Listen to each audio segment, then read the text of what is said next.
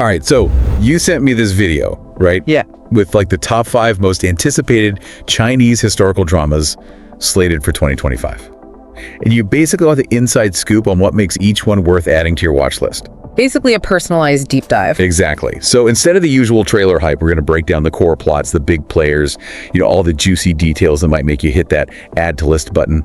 And just to keep things spicy, we're going to work our way backward from number 5 all the way to the top spot. Sounds good.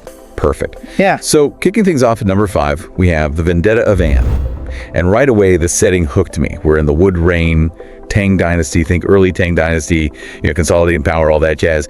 The Huban Dark Guards, this super powerful, almost secretive force, basically controlled Chandian. But then entered Xiao Wuo Jin, a feudal lord who, shakes things up big time. Power shifts, the emperor's gone, the Huban vanished. It's all very cloak and dagger. Yeah, I mean, that kind of sudden disappearance, especially with a group like the Huban, almost always means something bigger is brewing. Historically, it's like textbook palace intrigue, Yeah. Someone's making a play for power, and it's probably not over yet. Exactly. And that brings us to the juicy part.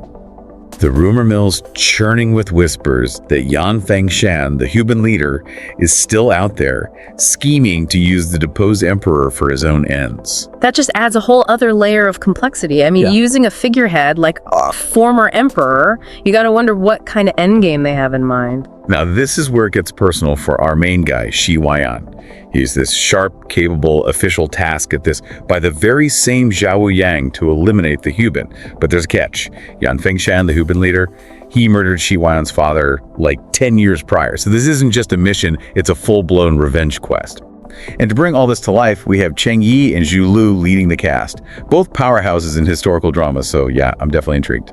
Cheng Yu and Zhu Lu. You can pretty much guarantee solid performances there. Their names alone will draw viewers in. Okay, moving on to number 4. Xiao Wuo Jin. Now, this one kicks off with a hero's return. We're in the 11th year of Cheng Kang, a fictional era, so no direct historical parallels, but it sets the scene, right? King Jiangzhu of Dingbei returns to the Daxian dynasty after 8 years defending the border. His mission? Investigates massive embezzlement of funds meant for his army. That's wild. Even a king has to fight for his troops' pay. It makes you wonder about the state of this dynasty. I mean, if the army's not getting paid, that's a huge red flag. Points to some serious corruption, possibly systemic. And this isn't like a couple of copper coins missing. This corruption goes deep, complex web of connections. To speed up the investigation and purge the court of the bad apples, Jiang Shu pulls this crazy move. He volunteers to marry General Mingtan. Seems like it's partly to shield the powerful Ming family from being manipulated by those behind the embezzlement. But still, a royal marriage is a chess piece in a corruption case. That's bold. And risky. I mean, sure, it could provide Jiang Shu with protection, inside information, but it also ties his fate and the royal families to the Ming clan. If things go south, there's going to be collateral damage. As Jiang Shu digs deeper, he uncovers the real kicker.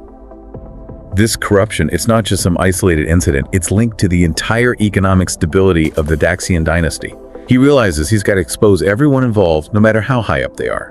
And talk about a powerhouse cast. Yeah. We've got Song Weilong back for round 2 and Bao Shangyan. That's got to be intense. It's a classic case of unintended consequences. Even when you're trying to do good, the political game, it's unpredictable. Sometimes even the best intentions can lead to ruin.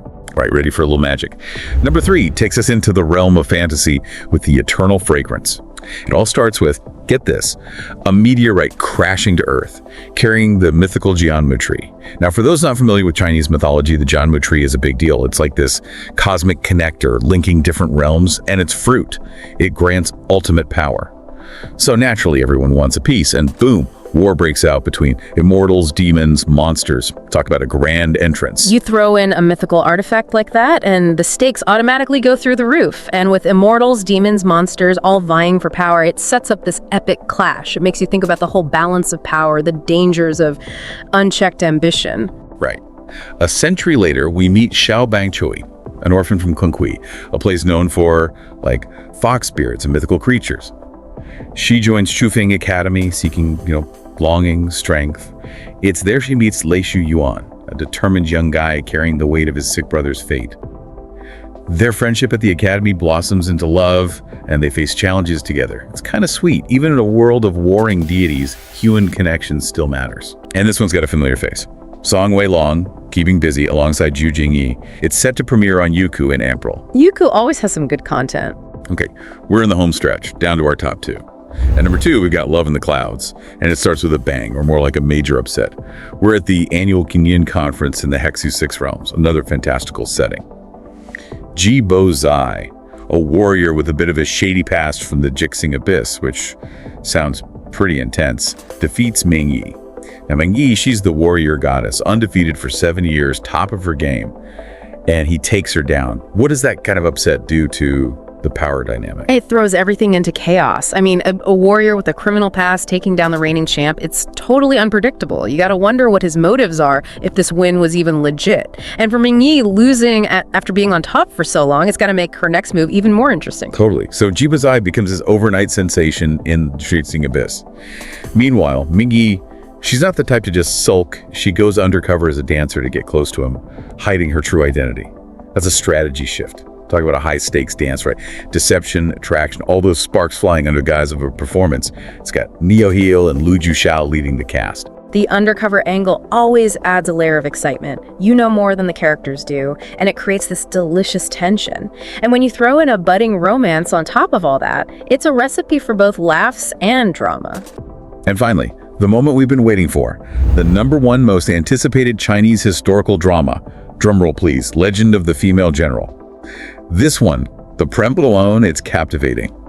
He Yan, the eldest daughter of a noble family, has to pretend to be her family's son, He Rufei, to protect their status. The pressure, the risk, it's huge. It's a classic trope for a reason, the woman disguising herself as a man in a patriarchal society. It allows you to explore so much. Gender roles, female empowerment, family obligations, and trying to maintain that deception for so long, it just creates built-in drama. It all starts with her meeting this brilliant scholar, Xiao Zhu, at Xiancheng Academy. But He Yan, she's not out to follow a path laid out for her. She leaves the academy, joins the military.